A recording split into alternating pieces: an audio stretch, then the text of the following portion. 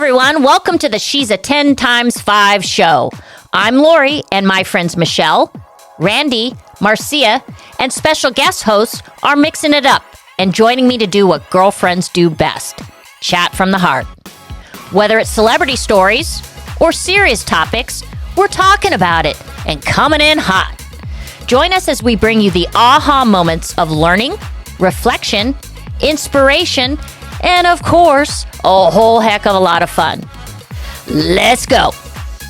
This episode is brought to you by... Are you looking for a story that will motivate and inspire you to be the best version of yourself or have a positive impact on those around you? Hi, I'm Vince Ciano, author of the Amazon best-selling memoir, Always Forward, a story of perseverance and determination in the face of life's challenges. Also, something very near to my heart, my story through organ donation. From the streets of Pamplona running with the bulls to the Pittsburgh Transplant Care Unit, I think that you'll enjoy a powerful book that will also hopefully motivate you to register and become an organ donor. Get your copy today at Amazon or listen to it on Audible or iTunes. Please enjoy the podcast. Hey everyone, welcome to She's a 10 times 5. I am Lori and I have Michelle with us. Hello. Hello. Yes, we're back to singing. I love it. And you know what I love? We've got a topic on deck today that has been requested multiple times from our listenership. And it just so happens we got teed up with someone in my community that has experience with grief and loss, and she's done something with it in a very beautiful way. Tell us about Laing. Yeah, I mean, I love this because I think we talked about this offline, is that, I love when someone takes something, it's a tragedy and they turn it into something beautiful and something that we all can learn from. And yes. She has a tremendous background in obstructive sleep apnea, which is something we don't talk about enough. I mean, millions of Americans and people around the world suffer from it. She went through this tragedy with her sister, which she's going to share, and kind of how she came out of it, and the beautiful stories that she told through her, her new book, her upcoming book that's coming out. So, I've got a lot of questions. I think we both do, kind of talking about how we can, go through the grief, the grieving process and come out on the other side and make it a positive. So I look forward to talking to her.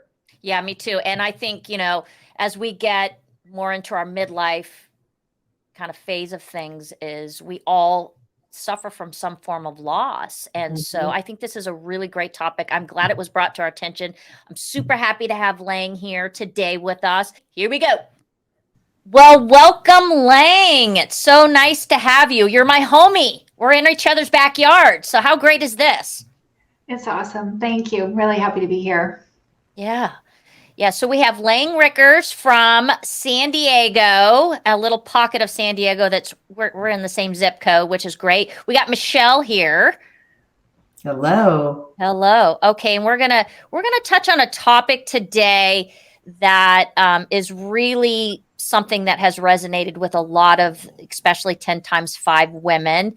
And Laing, you have gone through a journey with yourself and your family and coming right in front of COVID, which compounded your journey. So walk us through your story, because I think it has so many nuances and so many things that are relatable that I think the listeners definitely need to hear. Be happy to. Thank you for including me today. I appreciate it. I guess going back even before, I was going to start at December of 2019, but really before that, I had a younger sister and 3 years younger, and I learned that she had started snoring and she was really tired during the day. She needed to take naps all the time. And because of business that I'm in, I was very aware that her symptoms were consistent with having obstructive sleep apnea. And so I started talking to her about that, and sent her the name of a specialist, and, sort of had a number of conversations. But, I don't know if it was little sister defiance or being busy, or she really didn't suffer the way that it sounded like she was, but she didn't get herself tested. And unfortunately, she died very suddenly in atrial fibrillation in December of 2019. And she was only 46, and it was really devastating. She had a small child and husband and a whole life. She was living in Nashville, and we were really thrown off balance completely because we didn't see it coming. And so I now am both putting out a book that is about sort of the journey that I had sort of working through grief, and I'm really trying to do everything that I can to raise awareness about the dangers of sleep apnea and make sure, particularly women, because it's typically considered to be a disease that older men suffer for, which is true, but it is very common in women as well, and it's proportionately underdiagnosed in women. So I think your listeners hopefully will be able to take away, either for themselves or for their partners, the sort of some of the signs and symptoms and things that one might do if they're concerned that they might have sleep apnea. Why do you think that is, Laing? Do you think it's because we go to the doctor and they're maybe not giving the symptoms, or do you think women are kind of shy away from it because they aren't educated and maybe they think, oh, I got to wear this big mask? And I mean, what are you saying? I think it's a combination of all of those. I think in some cases people aren't aware of the symptoms. So the common symptoms are snoring, daytime sleepiness, waking up with a dry mouth, waking up sort of gasping, moodiness or depression. Those are the common ones. And people don't always link those together as being symptoms of a disease. So that's the first. And then I think that even people who are aware, they don't like the idea of having to do a sleep study. I think historically, in particular, people had to go into sleep labs and spend the night in a sleep lab, and who wants to do that? That sounds awful, right? And so now, fortunately, is one of the great things that came out of COVID is home sleep studies are now extremely common, and they're very simple and straightforward for people to do. So hopefully we're doing a little bit better reducing that barrier. And then I think, as you said, people hate the idea of having to spend the rest of their lives wearing a mask and a hose, and it's not comfortable. It's there's social stigmas. There's all sorts of reasons that people resist that, which I understand. So the business that I co-founded, we make an oral appliance that looks a lot like Invisalign, and it has posts that are on the upper and lower splint that are positioned by prescription to hold the airway open. And one of the things that we're finding is that patients really prefer that because there isn't the kind of stigma around wearing a mouth guard at night that having a mask and hose. And so we've done a number of clinical studies and really proven out the efficacy. We've now treated 200,000 patients, and we just went public in December. And so we're really hoping that having a much easier, much very efficacious solution will also help people consider getting tested because they're comfortable with what the outcome for their treatment might look like. Absolutely. Yep. Did I read that it was like 75 million Americans suffer?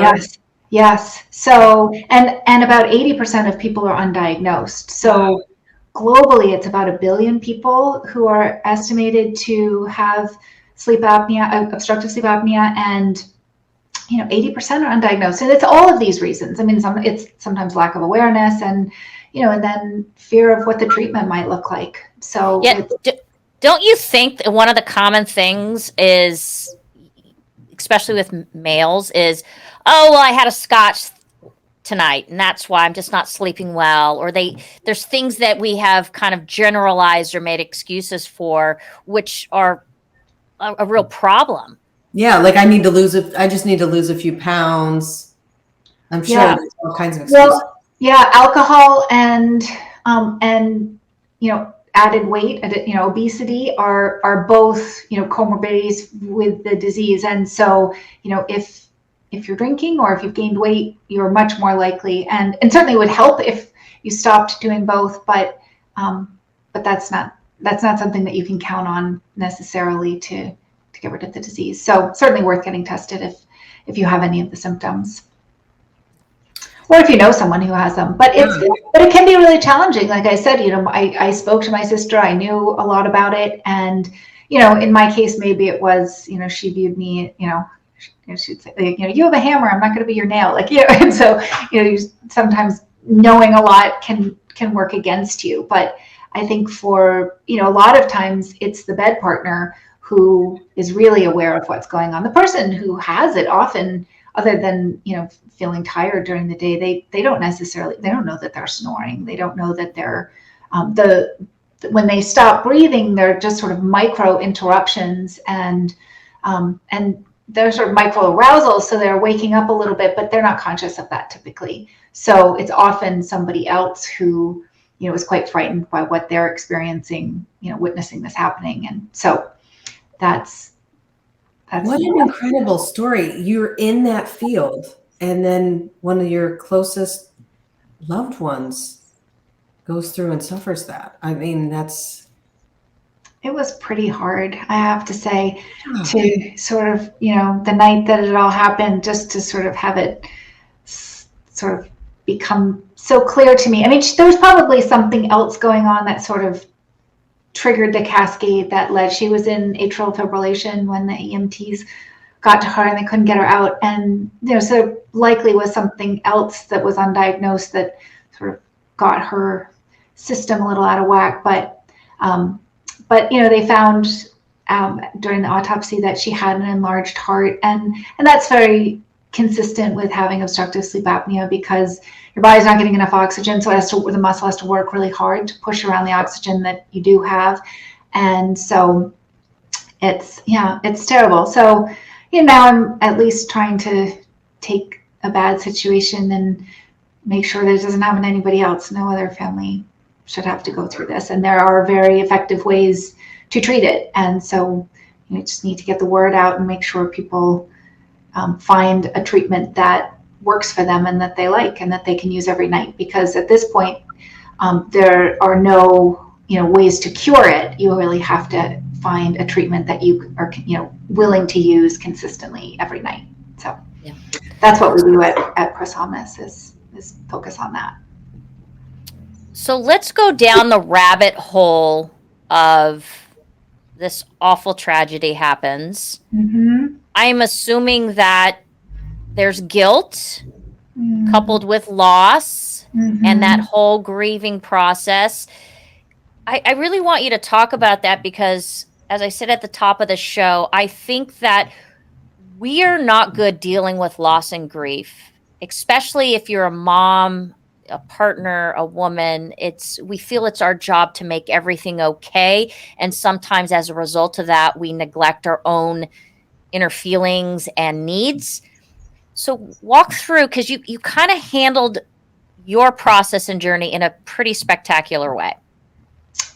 Well, thank you. Well, I think, my situation was certainly colored by the fact that, she died in December of 2019, and then in March we were all locked down. So the pandemic certainly colored that and changed the experience, because instead of being able to grieve, all together, and we had, a beautiful funeral and we were able to gather then, but certainly that year after, we would have spent a lot of time together as a family. My parents are still alive, and I would have spent more time with my brother-in-law, my niece, and those kinds of things. So here we were isolated, and I was dealing with a lot of things at the time. Certainly, I had 2 teenage kids, and making sure that they were doing okay. And there's school at home, and I was reading lots about teenage depression and sort of other things that teens were dealing with. So certainly staying aware of that. And then I had this little young business that we were trying to keep afloat when the whole world shut down, and that took a fair amount of diligence and patience and effort. But then I had to deal with myself, and I was wrecked. I was so sad and so I was really shocked, honestly. Even though I recognized the symptoms that she had, I knew that sleep apnea reduced the quality of life, and I knew that it could shorten lifespan, but what happened to her was, sort of a relatively exceptional thing. And so that was really difficult. And so, the first thing that my husband really helped me with was to find a grief counselor. And I found somebody locally who was just excellent. And I was able to speak with her. And I really think that being able to talk to somebody when you have grief, and ideally somebody who's neutral, who can really help you think through what's going on and give you the space to, some days I was angry, some days I was sad, some days I was numb. Yeah, I go through the whole range of emotions. And so that was a big piece of it. Getting to spend a lot of time outside. I mean, fortunately, we live in such a beautiful area. I get out and walk, and it was such a particularly beautiful time too, because without all of the pollution from cars and airplanes and all the rest of it, the sky was so blue, and it was really clear and crisp and beautiful. So spent a lot of time just walking outside, and able to walk down roads that normally you would never go near because too much traffic and speeding cars and things like that. But you'd walk down the middle of the road because nobody was out and about. So that was really great.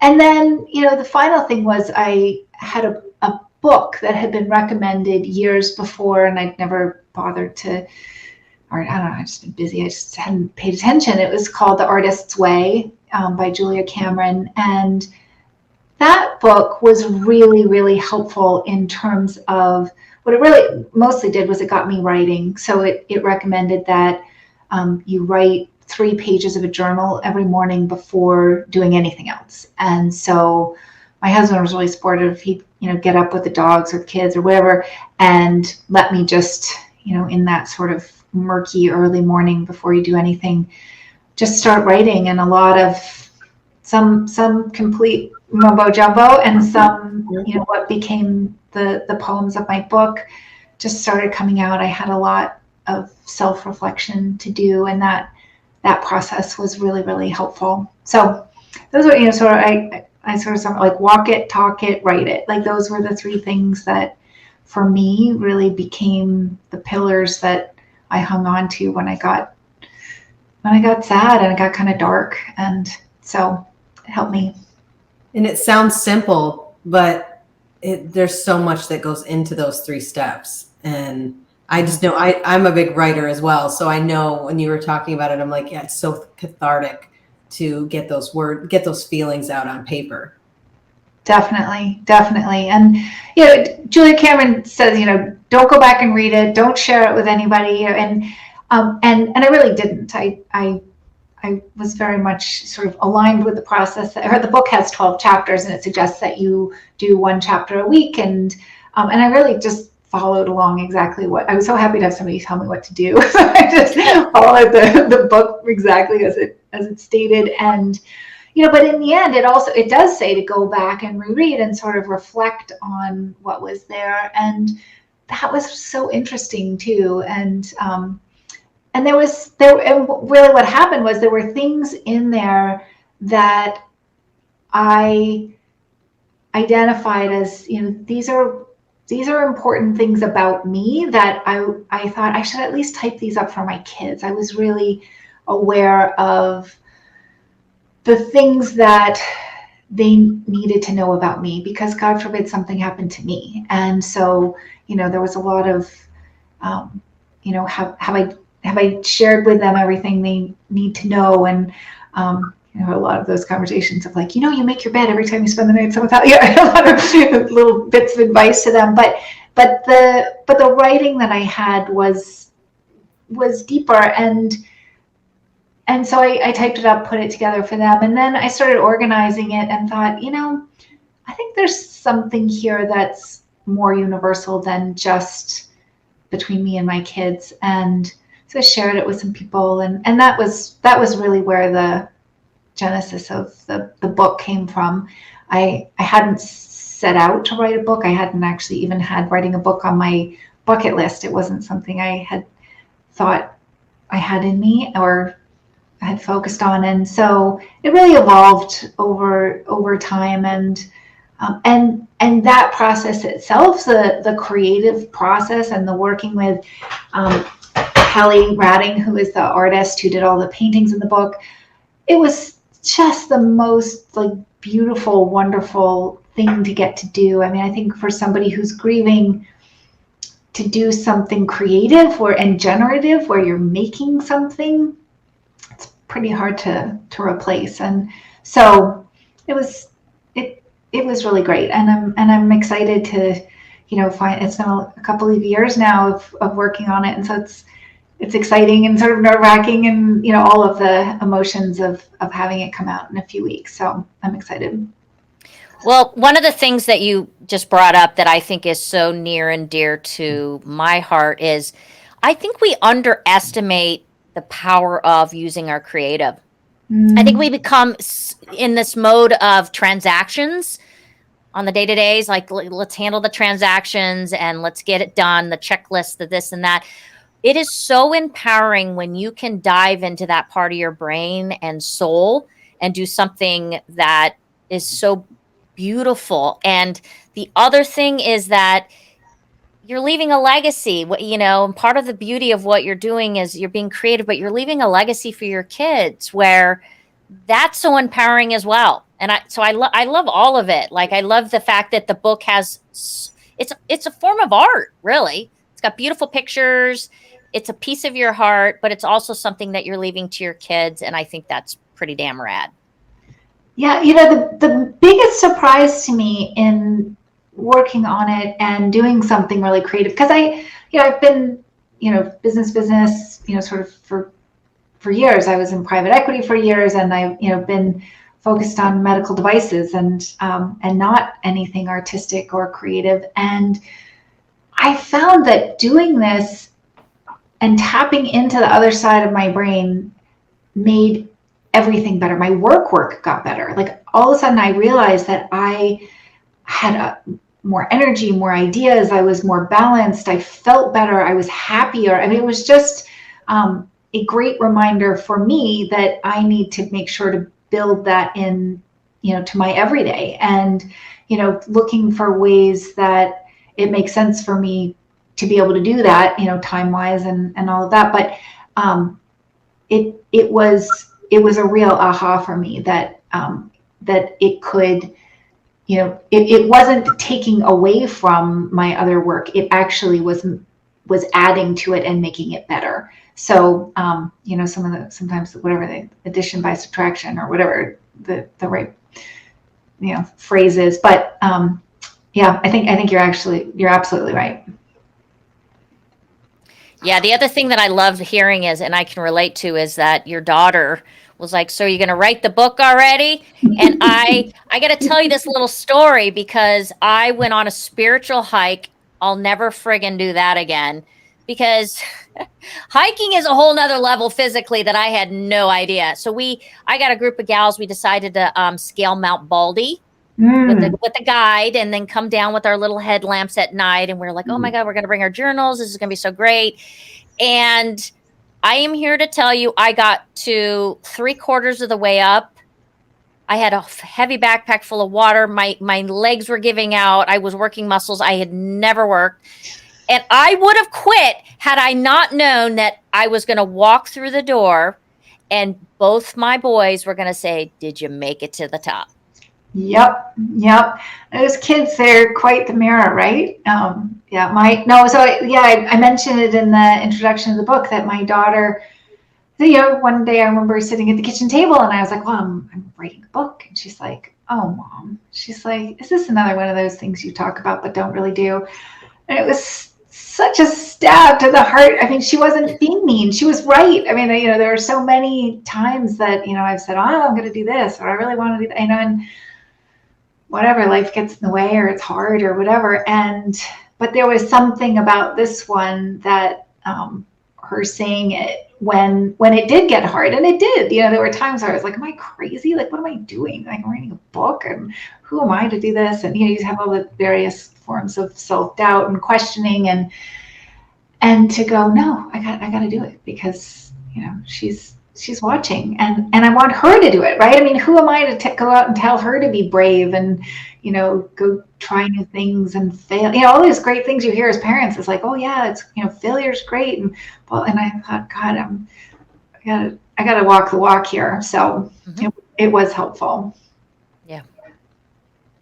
Well, the other thing too is, I think we feel so many forms of loss along the way. And sometimes it's, the proximity of not having, a friend moves away, your kids move away. Sometimes it's your parents and they're not functioning the way they used to, or you personally have an illness or an affliction where you're not who you once were. And there's a sense of loss that goes into that. And what would your advice be to people that are going through that process and leveraging that creative to kind of get through those tough times? Because I find that sometimes I'm really, really missing my two boys who are at college age. Like, I'm feeling like the loss of presence. And it is so great when I will type out like a really nice text to them and just pour my feelings out. And they're like, oh my God, Mom. But would you agree with that?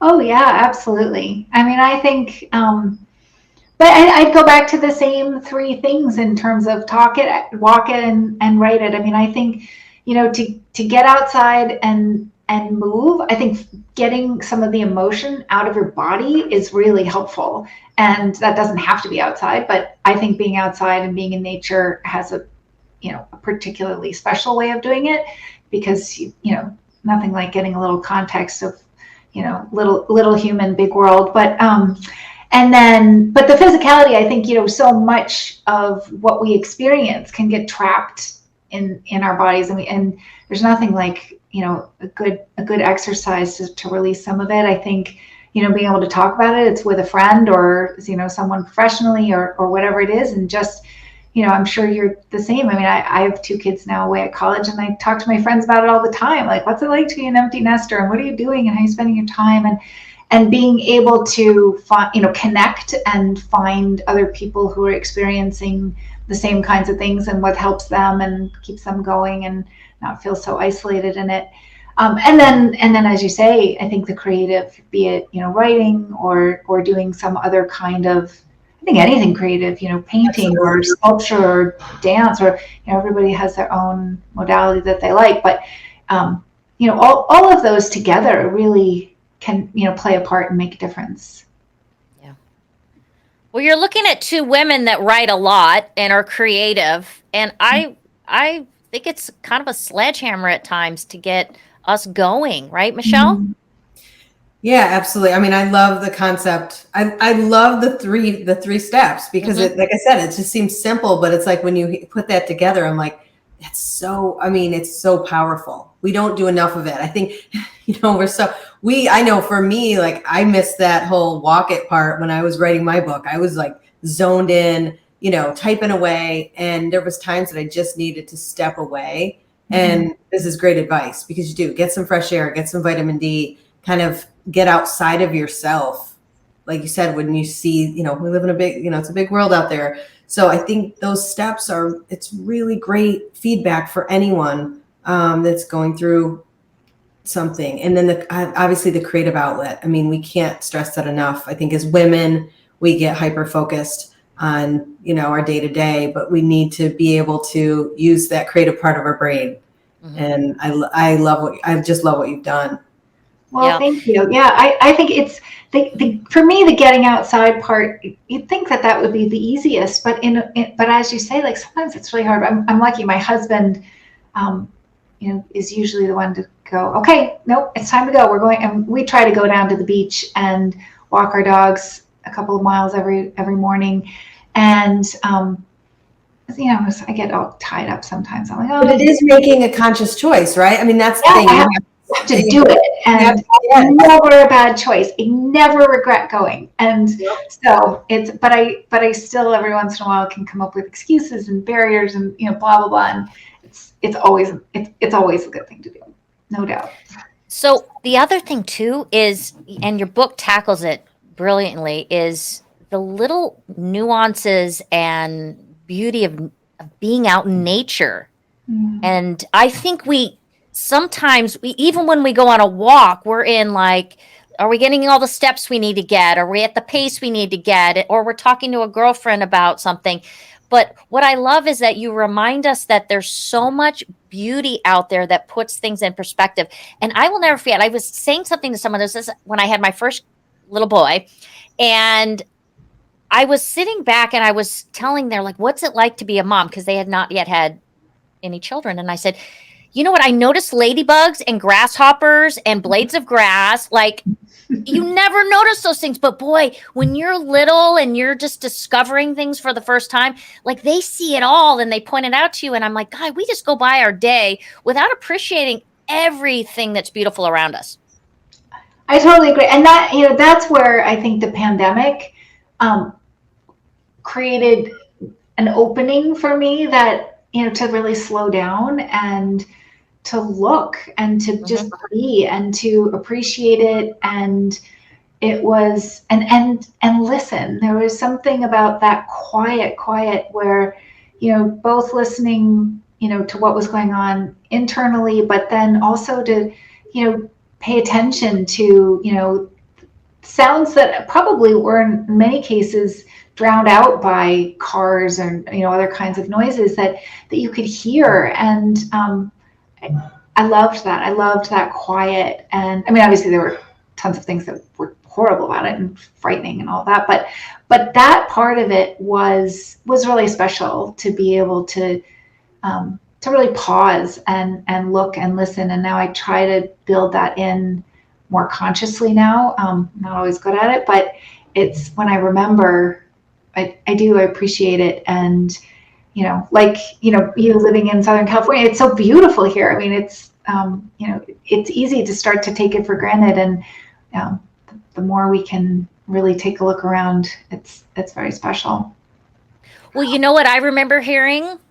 One of my friends who lives in my community, when I'd walk my dogs, the two college girls would be screaming at each other and throwing clothes outside. So we also were reminding of that great show called Jerry Springer that was happening in my neighborhood every day. So there you go. Well, there was a lot of that. I call her up and say, hey, I'm on this beautiful walk and, all the birds are outside. And I go, you got Jerry Springer happening with your two girls again. Get your shit together over there. Oh my gosh. I remember my daughter was in second grade. So it was actually when you were saying that about nature, she had a project. We had to go out and collect leaves and then, document the kinds. And I was like thinking about what you said, Lori, because I was like, normally that would never even have crossed my mind. And I was like, this is so nice, until about the fourth hour that I was a teacher. And I was like, okay, I'm done. People who had little kids during the pandemic, oh goodness. What a tough time. And I was so lucky because I had a college kid and a high schooler, and they were all, independent and doing their own things. It was a lot. It was a lot. But Yeah. I'll always have those memories. But I remember going outside. It was like day one. I'm like, great, we're going to collect leaves and we're going to enjoy the outside by the afternoon. I was like, I'm done. Like, I don't want to. Yeah. So, but it is a reminder to, especially with children, they are a reminder of us to get outside and look, beyond our four walls and enjoy the world. Yeah, they show us stuff, no doubt, things that we want to see, and sometimes things we're not so excited to see. Absolutely. Yes, ma'am. Yeah. Okay, so Laing, is there anything else you want to touch on with regards to recommendations on the grief loss part that you feel like, okay, if I can leave them with one other thing, it would be this? I think the most important thing is to take care of yourself when you're in grief. I think usually when you're grieving, it's because of something that is often broader than just you. And I think as women, we often get distracted and try to take care of everybody else. And, it's one of those, put your own mask on first. And so I think that, we're all in better positions to help others when we've taken care of ourselves. And so that would probably be the final piece. Yeah. Amen to that. Mm-hmm. Mm-hmm. Okay. So I actually have the book in front of me. Look at this. It's absolutely gorgeous. I read it from cover to cover last night, gang. It's such a great reminder of so many different things. Like, where can they find it and what date? Sure. So it is. It's available for pre-order now, and it comes out on May 16th. And it's available at Amazon and Barnes and Noble and Target and Walmart and bookshop.org, and hopefully lots of local bookstores and gift shops as well. I'm just working on that, and I have links to all of those on my website, which is langrikkers.com. So LAINGRIKKERS.com. And and I also on my website have a number of resources. So for people who are interested in learning more about sleep apnea, I have some links both in the book and on the website where they can read about signs and symptoms and things to do. The best thing to do if you're worried about it would be just to call your general practitioner and set up a consultation. And I guess that's it. But I hope people enjoy the book, and I've really loved getting a chance to talk to both of you. Yeah. Same. Thank you so much.